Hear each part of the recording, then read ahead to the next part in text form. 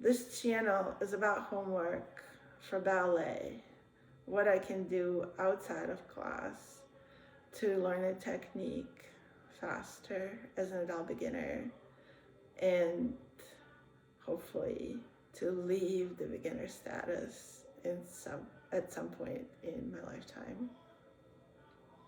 What I've realized since I started recording these videos is that how I use my class time is equally important and is equally subject to insidious bad habits. So I've decided to make some changes and introduce good habits into how I take my ballet class. Here's what I'm going to do differently. Number one, I'm not going to be late for class. This has already started happening. It's been a hard change for me. It's been a terrible habit of mine for as long as I've been taking ballet and doing other things.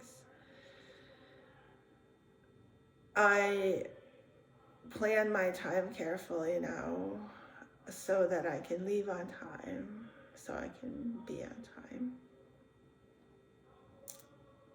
And I can talk a little bit more about how I do it if you want to hear it. Otherwise, I'm going to move to number two. I am going to be early for class. This has started happening for me. The reason I want to be early is I want to be able to warm up for class, and I also want to be able to exercise my feet because it's something that needs a lot of extra time. So I figured ideally for me is half an hour before class, 15 minutes for my feet, and 15 minutes for an overall warm up for my glutes, my abs, my obliques, like everything, so that I can be ready to use my best posture, which takes a lot of effort for me at this point. It's not all automatic. I'm still fighting my pelvic tilt and other kind of like normal postural issues. So if I just come to class cold, even though I'm on time, I'm gonna be training these bad habits until I'm warmer and my muscles and joints are ready to do something different. So that's not good use of my time. I have been coming to class about 10-15 minutes early. It's progress, but it's not enough. Number three, I am going to set goals for every class, like a very, very simple goal, maybe just a single goal, maybe just whatever I've been doing at home. The last video that I've recorded, like whether it's getting rid of my pelvic tilt or turning out correctly, not overturning out my feet, or what else, finding the floor with my feet. So any of those, just maybe pick one or two and set the goal that I will focus on that and do my absolute best to do that in class. So let's say I had a class this morning and my goal was to just get rid of my pelvic tilt, just like do a good tendu with good posture, especially an arabesque. That was my goal for the class. So then once I set my goal, I am also going to visualize doing exactly what I intend to do before the class starts. I've tried this also today. I was actually not, I didn't leave home early enough to have time for warm up. So what I did, I visualized my warm up in my car while driving, and then I also visualized having good posture. And believe it or not, it helped. I had a good class, and my hips didn't hurt. So number 4, I am going to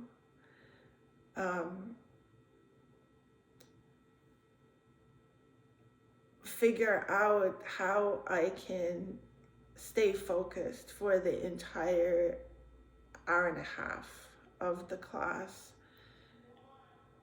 like every single minute.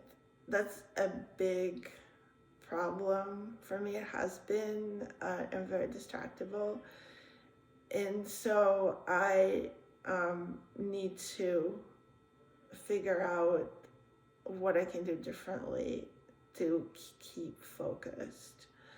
One of the things for me has been watching other people kind of getting lost in, someone else's triple pirouette or someone else's jump.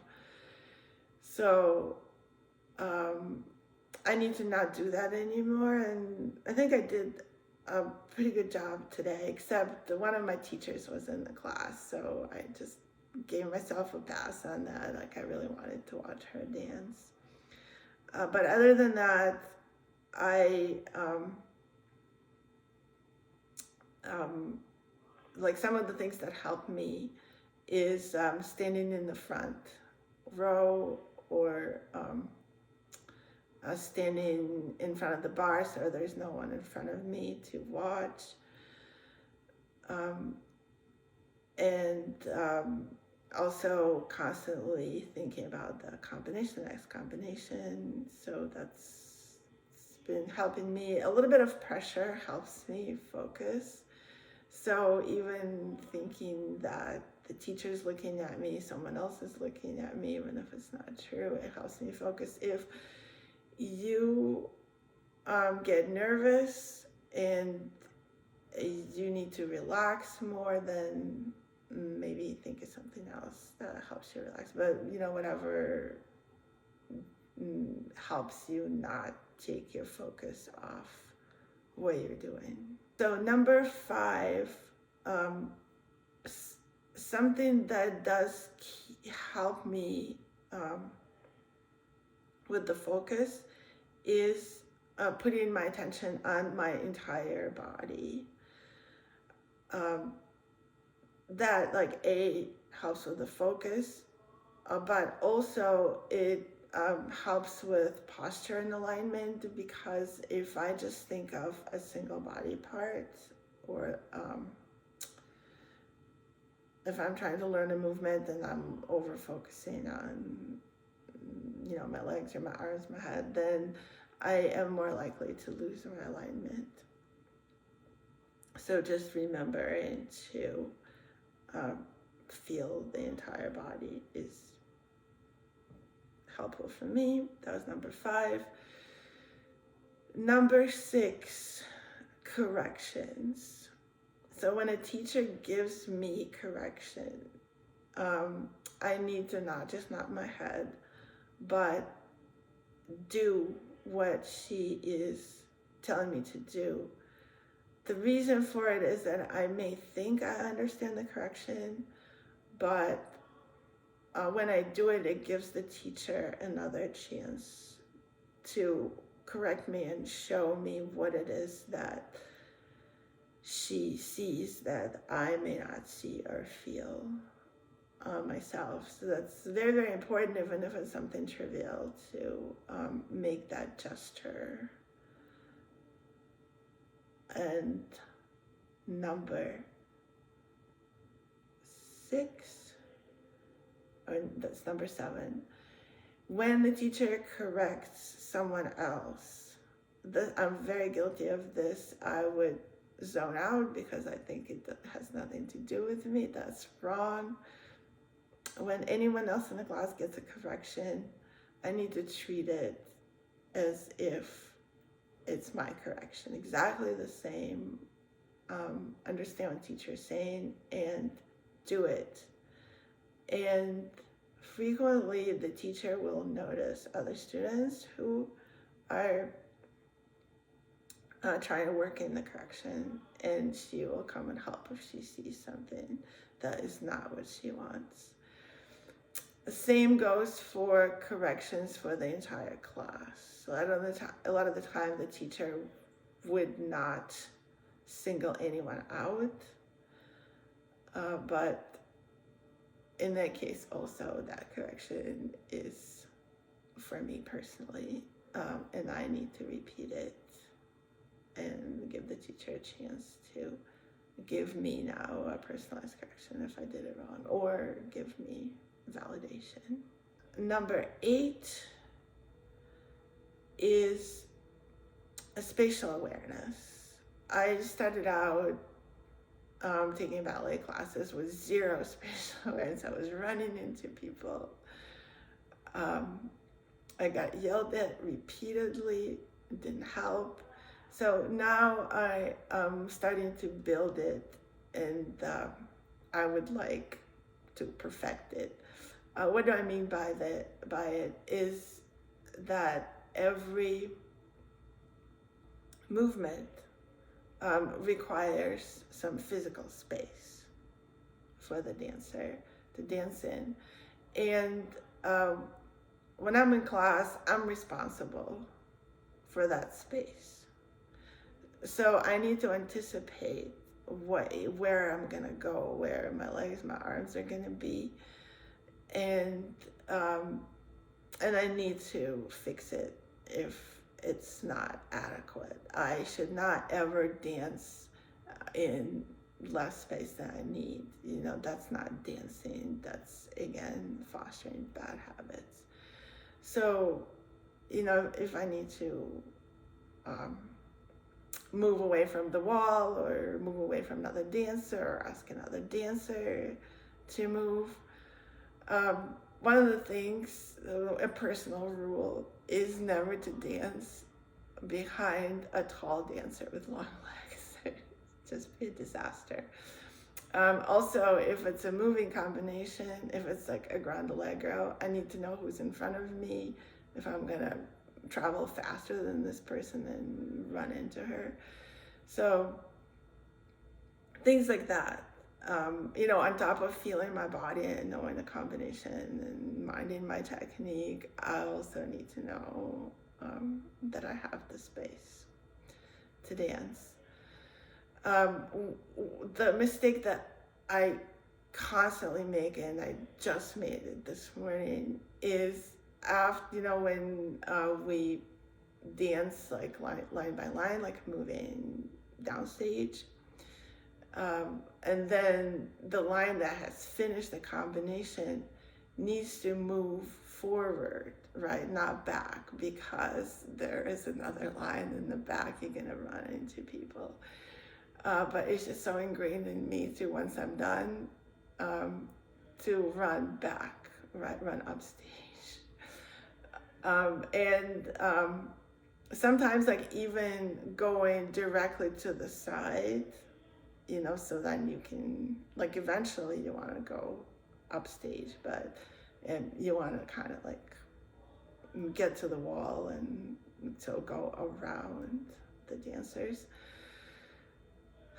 But sometimes you can't directly go to the wall because the line behind you is moving, so you're gonna run into them that way too. So like, you do need to move forward, move downstage. So I really hope that I'm gonna remember this for next time. It's really embarrassing, especially that I'm not like the youngest dancer in the class, and it's not my first ballet class. I should know this. Number 9, I'm gonna do my hair. I have this like bad habit of just coming to class like this, you know, especially in the winter when I wear a hat. I don't want to put a hat over like my bun or my ponytail. But that just doesn't work because I end up filling with my hair all through the class. It's not good. So I'm going to do it. I'm going to put it in a bun. It's going to take me longer to do that, so I have to start getting ready sooner, getting ready to leave the house. So that's my number 9. And I know I had some other things I wanted to change. Oh, yes, yes. Number 10, big, huge one for me is no self-pity. So talking about focus, like nothing takes my focus off the class is feeling bad for myself. And there's no reason for me to feel bad for myself and pity myself anywhere in life. It has no use, no value. So I don't want it anywhere, but especially in ballet. And what does that look like? Well, sometimes I feel tired, and I just like sort of give up and wait for class to be over. That's a form of self-pity, right? Because I could just be strong, you know, and overcome. Sometimes it's just a single combination that I don't like, and I just want it to be over, usually at the bar. Not a good attitude, and you know, that's also just kind of giving myself a pass, like, you know, feeling sorry for myself. Not good. Sometimes I feel like the teacher's not paying attention to me. Sometimes I feel like I'm a bad dancer. Sometimes I look myself in the mirror, I don't like what I see. Sometimes I maybe didn't like that something someone said to me. Anyway, I just, obviously, you know, I'm gonna react, I'm human, but I just want to recognize this specific feeling of, you know, being weak, feeling sorry for myself, and something, you know, just like this thing that didn't work for me. That's like the most commonplace. It just didn't work for me. I just fell out of my pirouettes. I couldn't remember the combination. I thought I knew it, but I messed it up, right?